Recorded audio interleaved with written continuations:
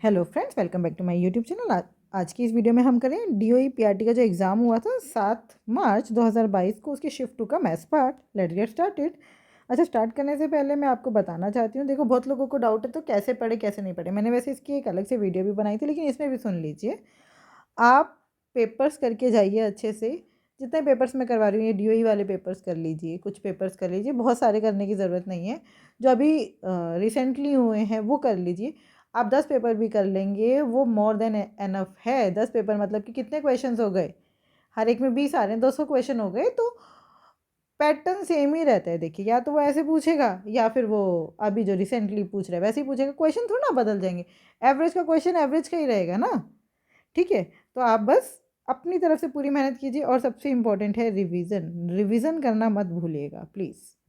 ठीक है, चलिए अब हम करते हैं question number 1। The price of 1 kg sugar is increase by 34%। तो मान लो पहले प्राइस 100 था, बढ़कर कितना हो गया 134। कितना बढ़ा 34। उन्होंने बोला प्राइस इज इंक्रीज बाय 51। उन्होंने बोला इसका मतलब 34 किसके बराबर है, मतलब 34 किसको रिप्रेजेंट कर रहा है 51 को। तो what is the new price, तो आपको 134 की वैल्यू निकालनी है। 51/34 इंटू में 134। 17 2 34, 17 3 51, 2 6 12 और 2 7 14। कितना आ गया, 7 3 21 का 1 या 2 या 6 3 80 19 20, 201। 201 is the right answer. Question number 2। The weight of P and Q are in the ratio 12:10।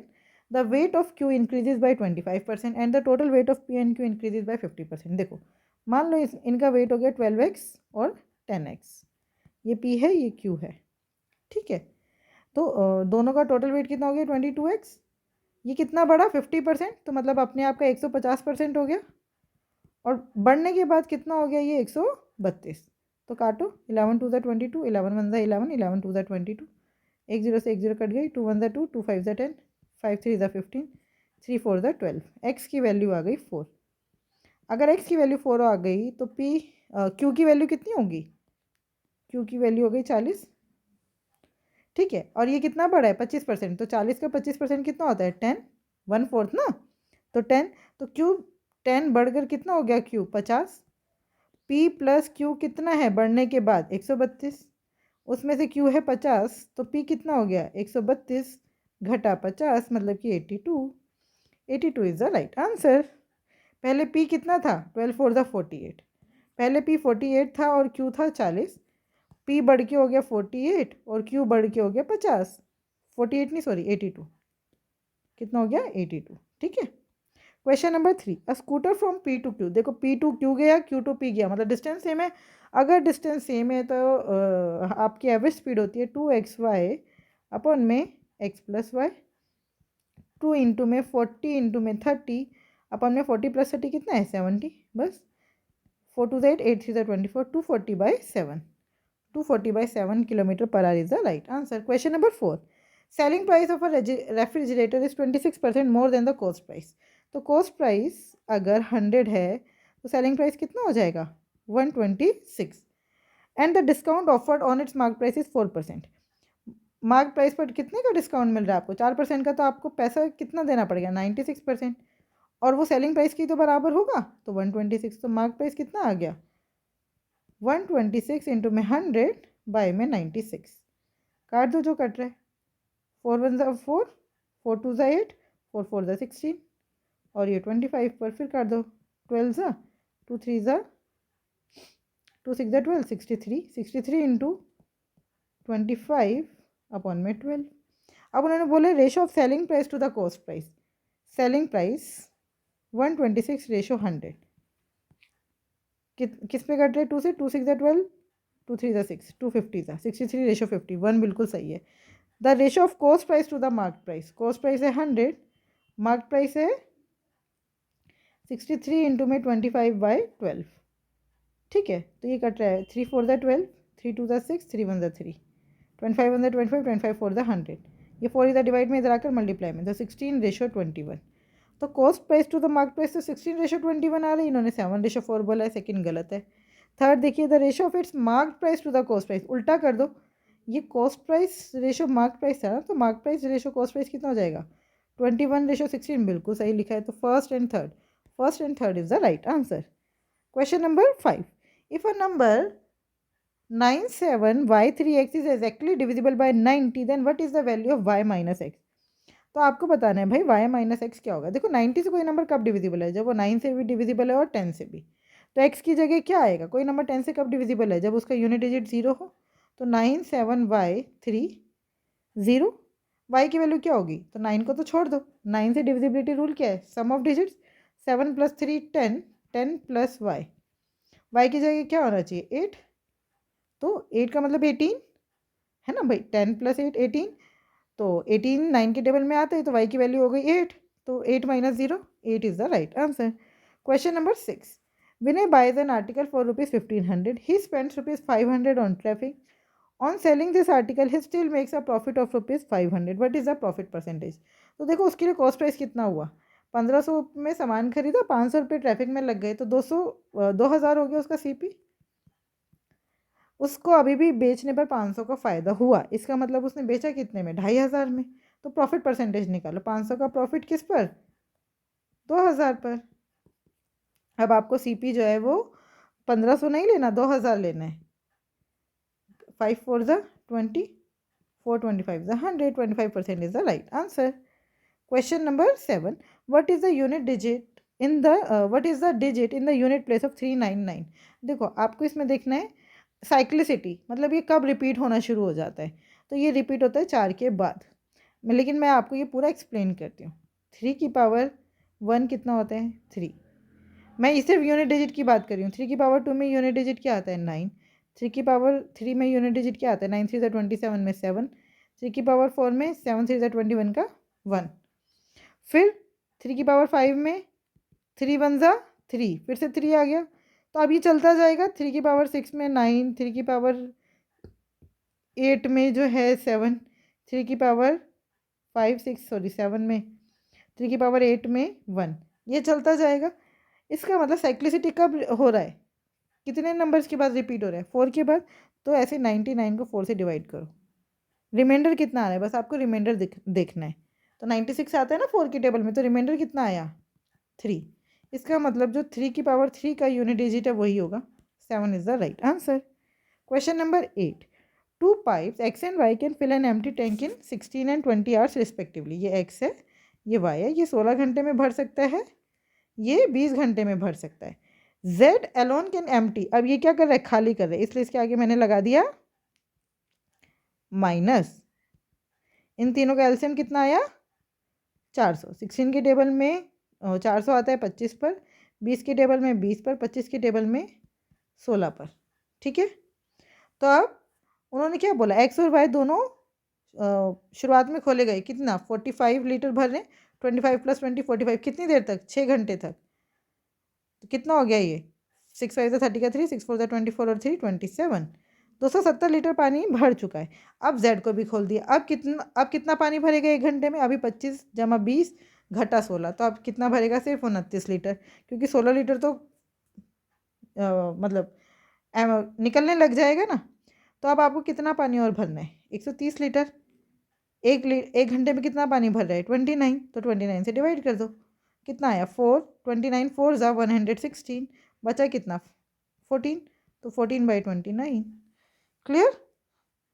तो अब टोटल टाइम कितना लगा, 6 घंटे ये वाले, 4 घंटे ये, 10 जमा में 14/29, 290 + 14/29, 4 का 4 और ये 304/29 इज द राइट आंसर।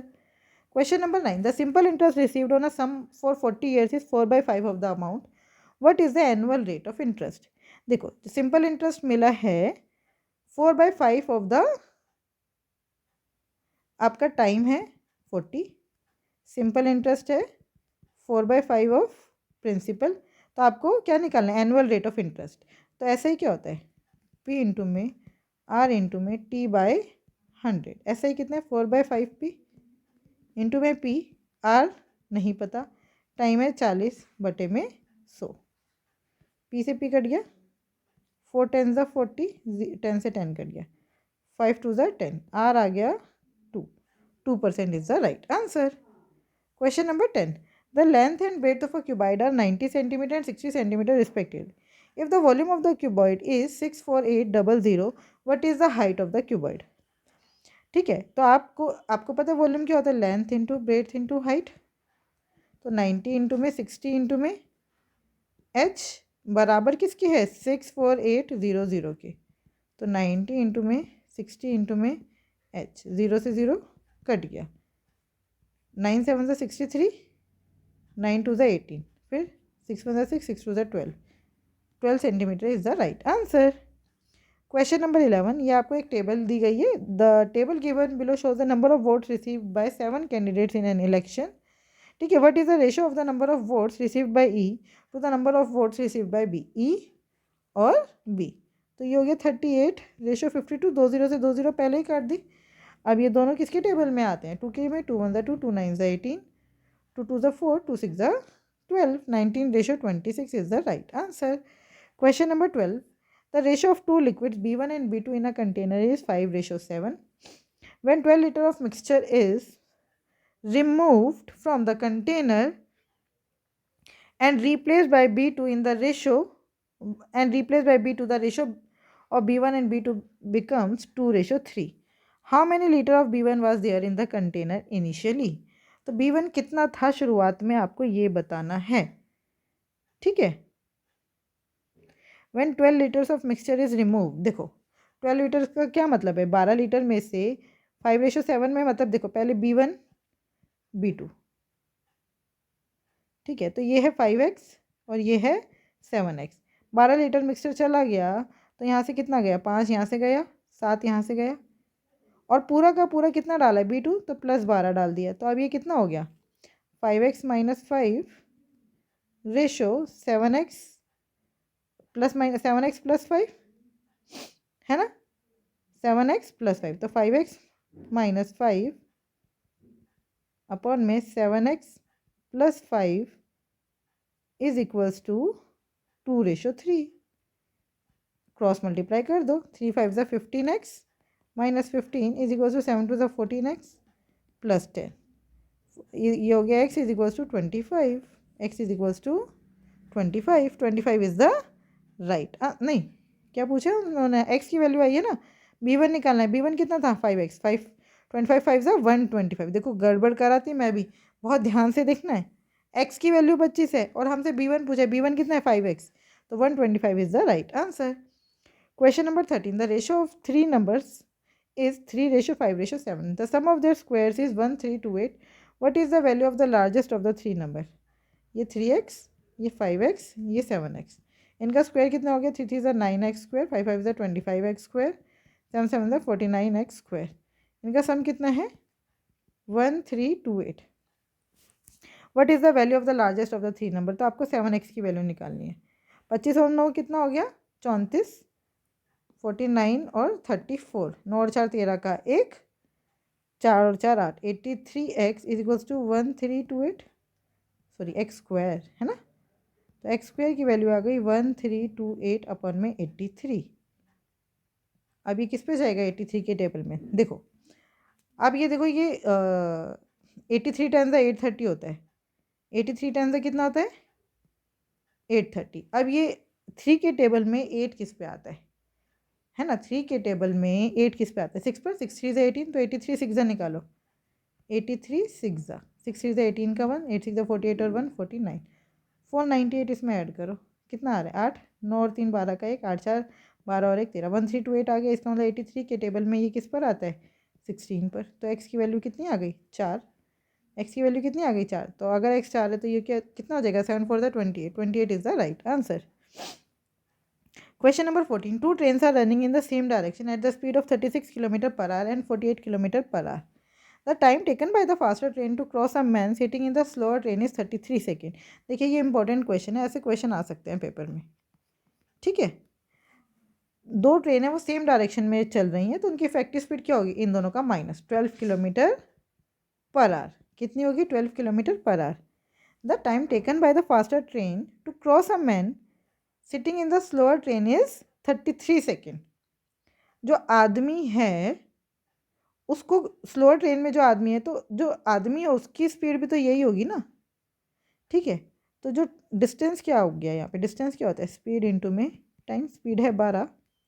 अब ये जो है ये km/h में, और सेकंड क्या है और ये सेकंड में है टाइम, तो इसको क्या करेंगे 5/18 से मल्टीप्लाई कर देंगे, तो ये किस में हो गया मीटर पर सेकंड में, इंटू में 33। ठीक है, तो 6 2 12, 6 3 18, 3 11 तो ये हो गया 110 मीटर्स। अब ये जो आपका 110 मीटर्स आया है, ये किसका डिस्टेंस है, ये क्या है, कौन सा डिस्टेंस है। अब आप ध्यान से देखो, ट्रेन क्रॉस कर रही है ना, मैन को क्रॉस कर रही है ना, तो मैन की अपनी कोई लंबाई नहीं होती है। इसका मतलब ये जो डिस्टेंस आया है ये फास्टर ट्रेन की लेंथ है। ये क्या आया, फास्टर ट्रेन की लेंथ। बस 110 मीटर आ गई, समझ आया। क्वेश्चन नंबर 15 सिंप्लीफाई करना है, सब पहले डिवाइड कर देते हैं। ये हो गया 5 + 3 इंटू में 60 माइनस, पहले डिवाइड करेंगे ब्रैकेट के अंदर भी, 17 इंटू में 5 है ना, तो 5 + 60 इंटू 3, 6 3 18, 180 माइनस 17 5 85, तो ये कितना हो गया 185 हो गया, 185 माइनस 85 कितना आ गया 100, 100 is the right answer. Question number 16 instruction, study the graph of the following time. क्या बोल रहे हैं वो कि आपको ये ग्राफ देखना है और क्या बताना है। बुक्स दी हैं, publishing books from thousands of C1 C2 C3 C4 and C5 of a publishing company in 2 successive years 2010 and 11। What is the average sale of the branches in 2010। तो 2010 कौन सा है, पहले वाला, तो what is the average sale of all branches in 2010, तो मतलब आपको इनका एवरेज निकालना है।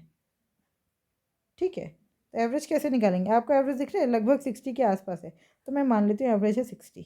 अब डेविएशन देखते हैं, क्या देखते हैं डेविएशन, ये 60 से कितना कम है, ये कम है 11, ये कितना ज़्यादा है 83, तो मतलब कि +23, ये कितना कम है -3, ये कितना कम है -8, ये कितना ज़्यादा है +19, तो ये कितना आ रहा है 8 3 11, 11 और 11 22, 22 23 माइनस 22 कितना हो गया 1, तो 1 + 19 मतलब कि 20 एक्स्ट्रा है।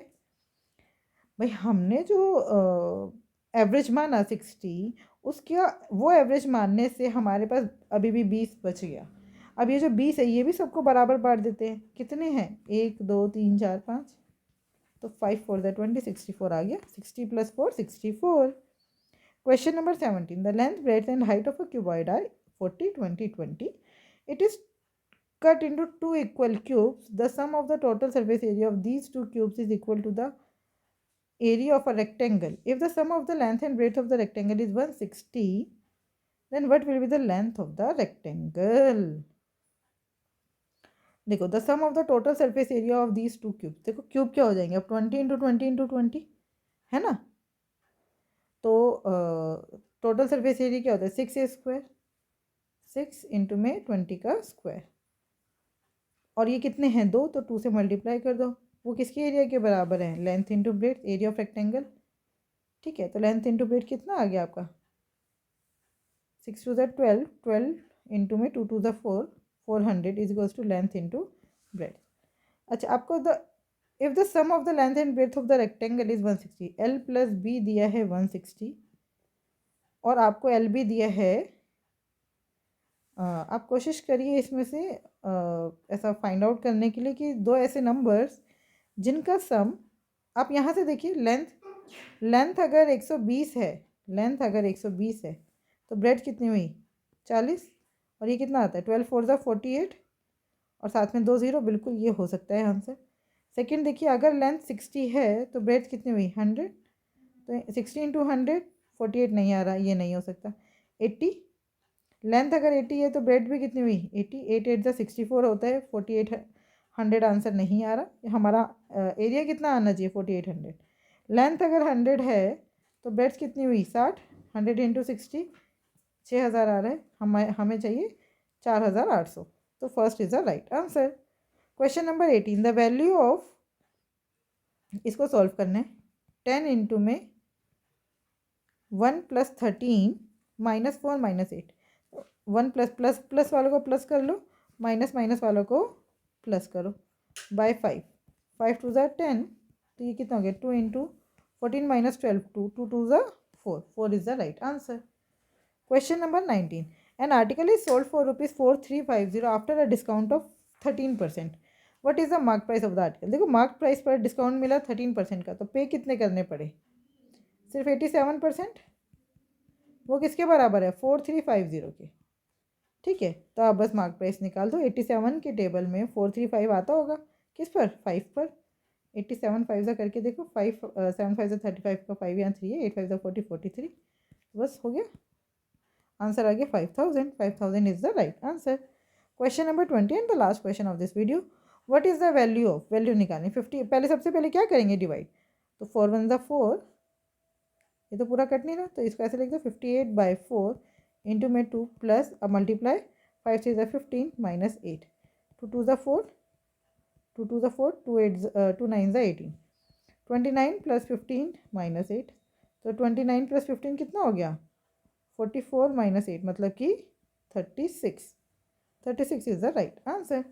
आई होप ये 20 क्वेश्चन आपको बहुत अच्छे से समझ आए होंगे. फिर भी कोई डाउट है तो आप मुझसे जुड़ सकते हो @maths PS1 टेलीग्राम चैनल पर. Thank you. Keep learning, keep practising.